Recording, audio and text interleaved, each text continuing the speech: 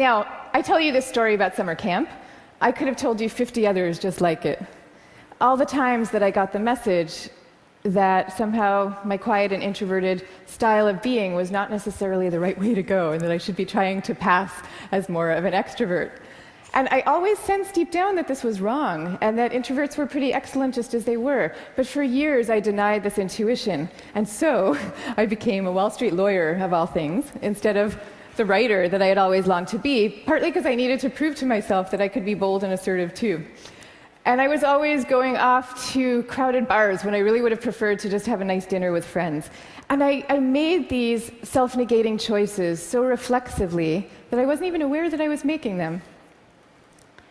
Now, this is what many introverts do, and it's our loss for sure, but it is also our colleagues' loss and our community's loss. And at the risk of sounding grandiose, it is the world's loss, because when it comes to creativity and to leadership, we need introverts doing what they do best. A third to a half of the population are introverts. A third to a half. So that's 1 out of every 2 or 3 people you know. So even if you're an extrovert yourself, I'm talking about your coworkers and your spouses and your children and the person sitting right next to you right now. All of them subject to this bias that is pretty deep and real in our society. We all internalize it from a very early age without even having a language for what we're doing. Now, to see the bias clearly, you need to understand what introversion is. And it's different from being shy. Shyness is about fear of social judgment. Introversion is more about how do you respond to stimulation, including social stimulation.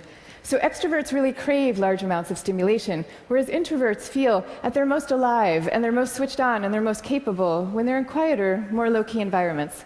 Not all the time, these things are an absolute, but a lot of the time. So the key then to maximizing our talents is for us all to put ourselves in the zone of stimulation that is right for us. But now here's where the bias comes in. Our most important institutions, our schools and our workplaces, they are designed mostly for extroverts and for extroverts' need for lots of stimulation.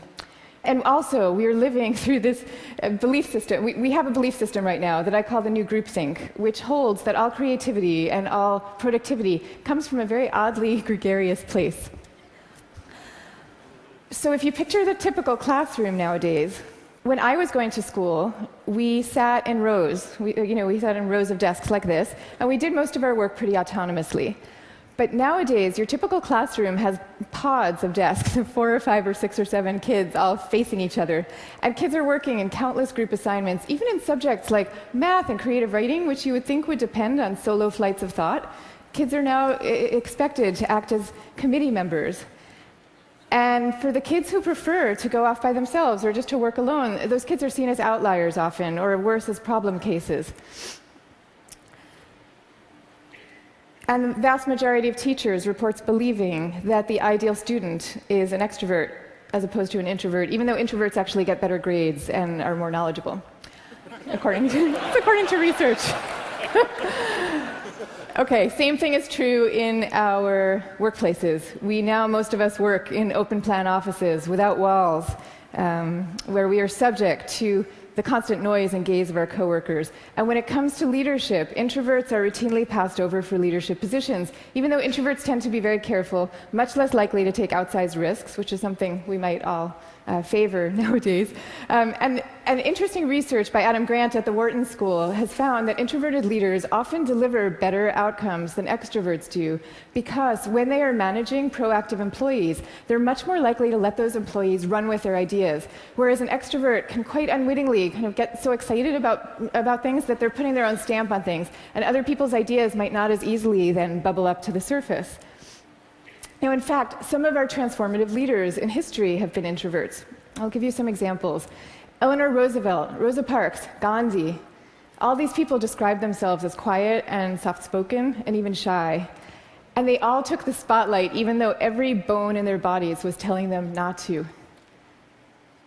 And this turns out to have a special power all its own, because people could feel that these leaders were at the helm, not because they enjoyed directing others, and not out of the pleasure of being looked at. They were there because they had no choice, because they were driven to do what they thought was right.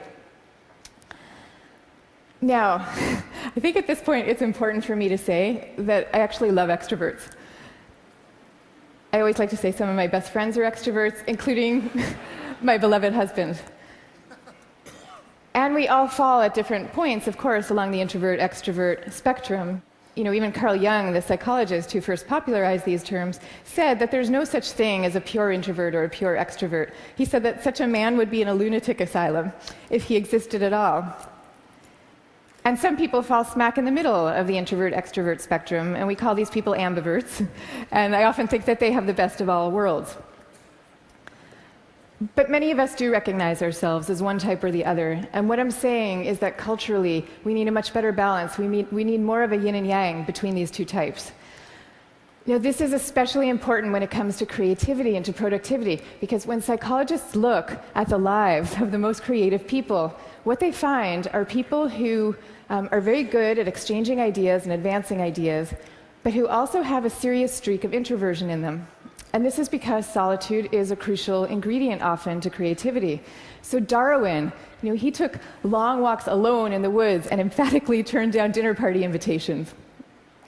Theodore Geisel, better known as Dr. Seuss, he dreamed up many of his amazing creations in a lonely bell tower office that he had in the back of his house in La Jolla, California.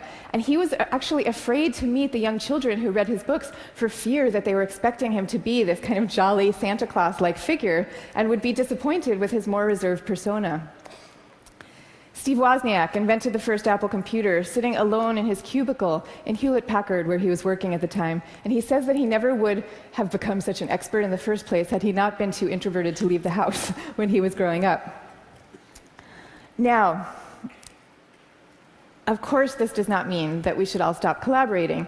And case in point is Steve Wozniak famously coming together with Steve Jobs to start Apple Computer. But it does mean that solitude matters, and that for some people, it is the air that they breathe.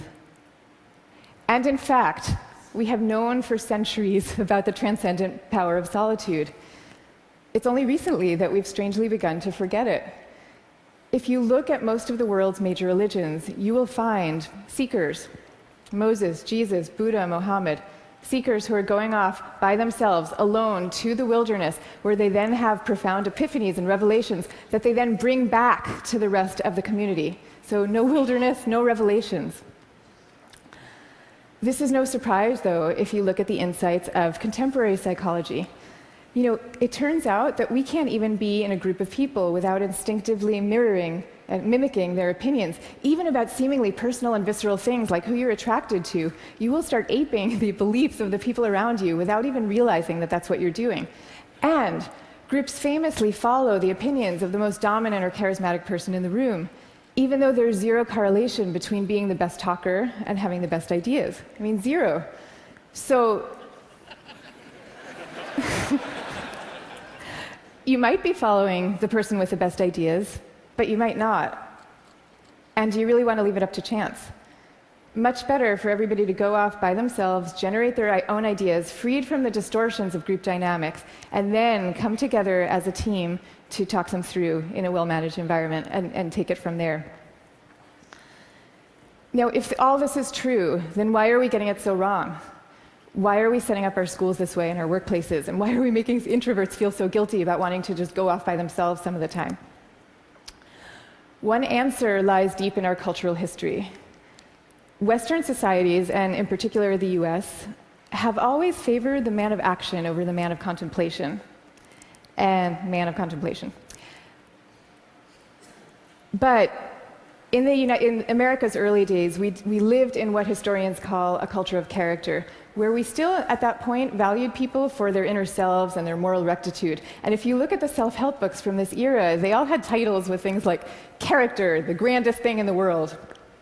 And they featured role models like Abraham Lincoln, who was praised for being modest and unassuming. Ralph Waldo Emerson called him a man who does not offend by superiority. But then we hit the 20th century, and we entered a new culture that historians call the culture of personality. What happened is we had evolved from an agricultural economy to a world of big business. And so suddenly people are moving from small towns to the cities. And instead of working alongside people they've known all their lives, now they are having to prove themselves in a crowd of strangers. So quite understandably, qualities like magnetism and charisma suddenly come to seem really important. And sure enough, the self-help books change to meet these new needs, and they start to have names like How to Win Friends and Influence People, and they feature as their role models really great salesmen. So that's the world we're living in today. That's our cultural inheritance. Now, none of this is to say that social skills are unimportant. And I'm also not calling for the abolishing of teamwork at all. The same religions who send their sages off to lonely mountaintops also teach us love and trust. And the problems that we are facing today in fields like science and in economics are so vast and so complex that we are going to need armies of people coming together to solve them, working together. But I am saying that the more freedom that we give introverts to be themselves, the more likely that they are to come up with their own unique solutions to these problems.